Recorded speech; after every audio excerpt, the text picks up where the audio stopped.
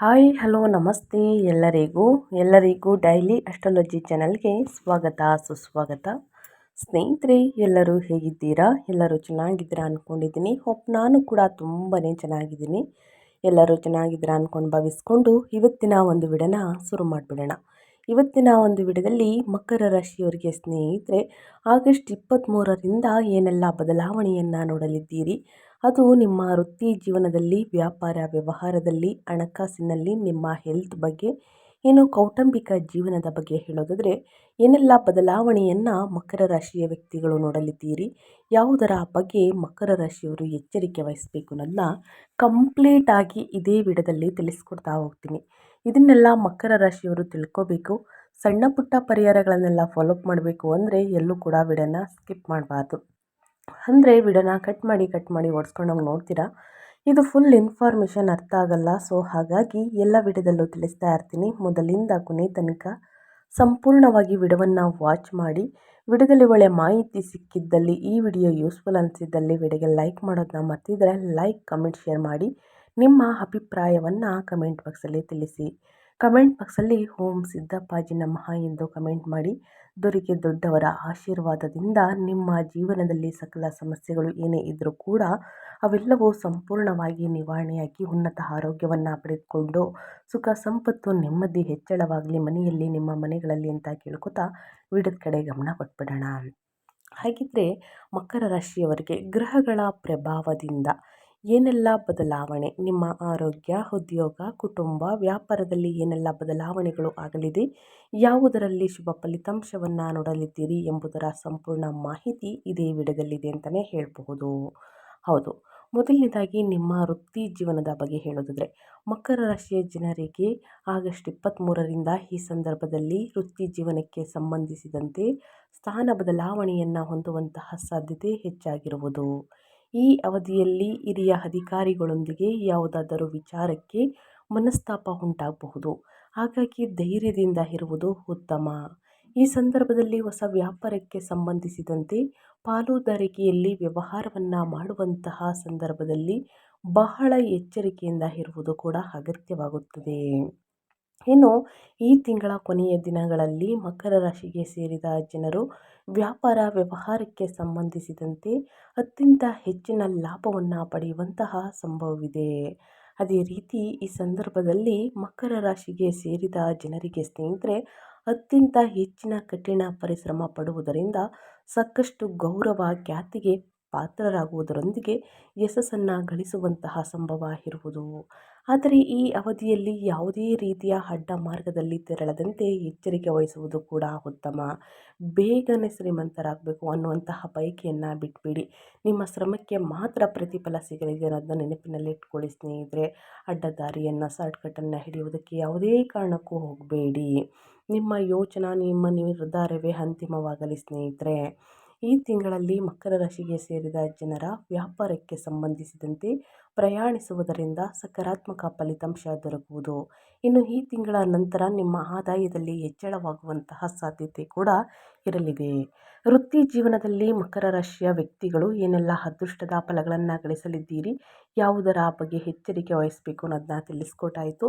ಇನ್ನು ಅದೇ ರೀತಿ ನಿಮ್ಮ ಸಂಬಂಧಗಳ ಬಗ್ಗೆ ಹೇಳೋದಾದರೆ, ಪ್ರೇಮ ಜೀವನ, ಮದುವೆ ಬಗ್ಗೆ, ಸಂತಾನ ಭಾಗ್ಯದ ಬಗ್ಗೆ ಹೇಳೋದಾದರೆ ಏನೆಲ್ಲ ಬದಲಾವಣೆಯನ್ನು ಮಕರ ರಾಶಿಯ ವ್ಯಕ್ತಿಗಳು ನೋಡಲಿದ್ದೀರಿ ಅನ್ನೋದನ್ನ ನೋಡೋದಾದರೆ, ಈ ವರ್ಷ ಸ್ನೇಹಿತರೆ ಮಕರ ರಾಶಿಗೆ ಸೇರಿದ ಜನರು ತಮ್ಮ ಮನೆಯಲ್ಲಿ ಹೆಚ್ಚಿನ ಜವಾಬ್ದಾರಿಗಳನ್ನು ಪಡೆಯಬಹುದು.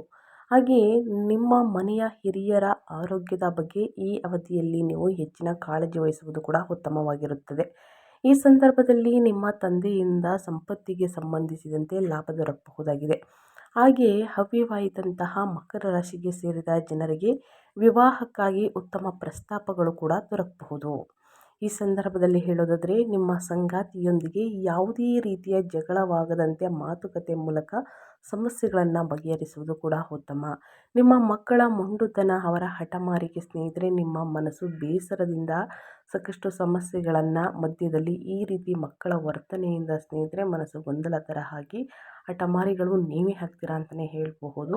ಅವರ ಹಠಕ್ಕೆ ಸ್ನೇಹಿತರೆ ಬಲಿಯಾಗಬೇಡಿ, ಸಮಾಧಾನದಿಂದ ನಿಮ್ಮ ಮಾತಿನಲ್ಲಿ ಹೇಳಿ ನಿಜವಾಗ್ಲೂ ಸ್ನೇಹಿತರೆ ಕಲಿತಾರೆ ಅಂತಲೇ ಹೇಳ್ಬೋದು.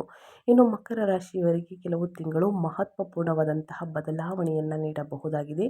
ಇದರಿಂದಾಗಿ ಭವಿಷ್ಯದಲ್ಲಿ ಸಾಕಷ್ಟು ಶುಭ ಫಲಗಳು ಪ್ರಾಪ್ತಿಯಾಗ್ಬೋದು. ಇನ್ನು ಅವಿವಾಹಿತ ಮಕರ ರಾಶಿಗೆ ಸೇರಿದ ಜನರಿಗೆ ಸ್ನೇಹಿತರೆ ವಿವಾಹಕ್ಕಾಗಿ ಉತ್ತಮ ಪ್ರಸ್ತಾಪಗಳು ಕೂಡ ಬರಬಹುದು. ಇನ್ನು ಸಂತಾನ ಭಾಗ್ಯದ ಶುಭ ವಾರ್ತೆಯನ್ನು ಕೇಳಲಿದ್ದೀರಿ. ಮನೆಯಲ್ಲಿ ಅಡಚಣೆಯಿಂದ ತೊಂದರೆಯಿಂದ ನಿಂತು ಹೋಗಿದ್ದಂತಹ ಶುಭ ಕಾರ್ಯಗಳು ಮತ್ತೆ ಆಯೋಜಿಸಲಾಗಿದೆ, ಮತ್ತೆ ಶುರುವಾಗಲಿದೆ. ಇನ್ನು ನಿಮ್ಮ ಹಣಕಾಸಿನ ಬಗ್ಗೆ ಹೇಳೋದಾದರೆ ಆರ್ಥಿಕ ವಿಚಾರಗಳಿಗೆ ಸಂಬಂಧಿಸಿದಂತೆ ಮಕರ ರಾಶಿಯವರಿಗೆ ಈ ಸಂದರ್ಭದಲ್ಲಿ ನಿಮ್ಮ ಆದಾಯ ಮತ್ತು ಖರ್ಚು ಎರಡೂ ಕೂಡ ಸಮಾನವಾಗಿರುತ್ತದೆ. ಹಾಗೆ ಈ ಅವಧಿಯಲ್ಲಿ ಮಕರ ರಾಶಿಗೆ ಸೇರಿದ ಜನರು ಸಂಪತ್ತು ಮತ್ತು ಭೂಮಿ ವಾಹನವನ್ನು ಖರೀದಿಸುವ ಬಗ್ಗೆ ಯೋಜನೆಗಳನ್ನು ರೂಪಿಸಬಹುದು.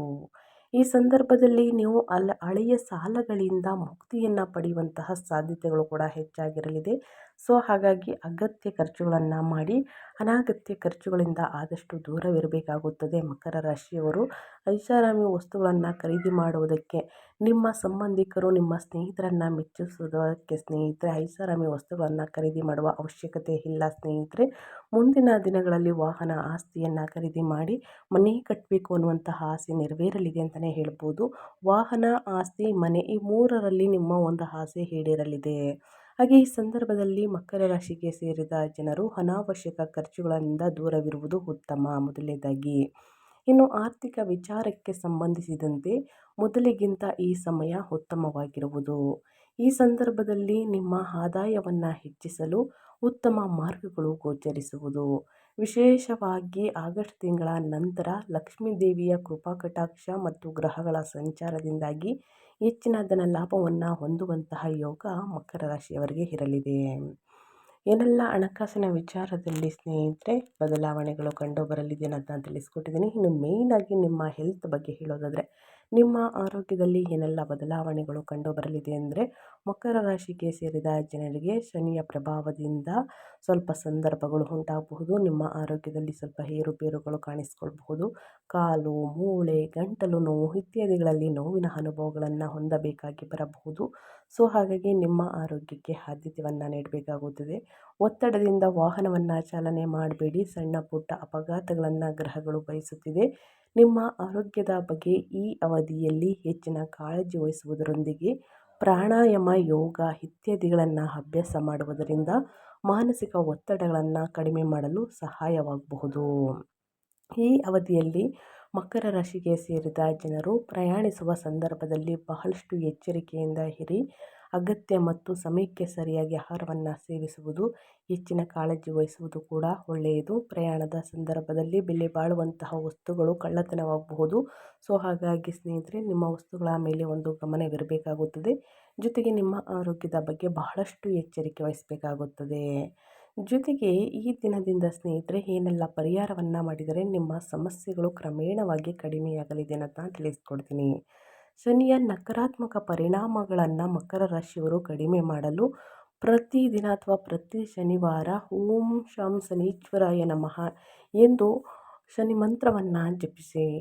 ಇನ್ನು ಅದೇ ರೀತಿ ಸ್ನೇಹಿತರೆ ಶನಿವಾರದಂದು ಬಡವರಿಗೆ, ನಿರ್ಗತಿಕರಿಗೆ, ಅಸಹಾಯಕರಿಗೆ ಕಂಬಳಿಗಳನ್ನು ದಾನ ಮಾಡಿ ಆಹಾರ ಮತ್ತು ಬಟ್ಟೆ, ಕಪ್ಪು ಎಳ್ಳು, ಸಾಸಿವೆ ಎಣ್ಣೆ ಈ ರೀತಿ ವಸ್ತುಗಳನ್ನು ದಾನ ಮಾಡುವುದು ಶುಭ.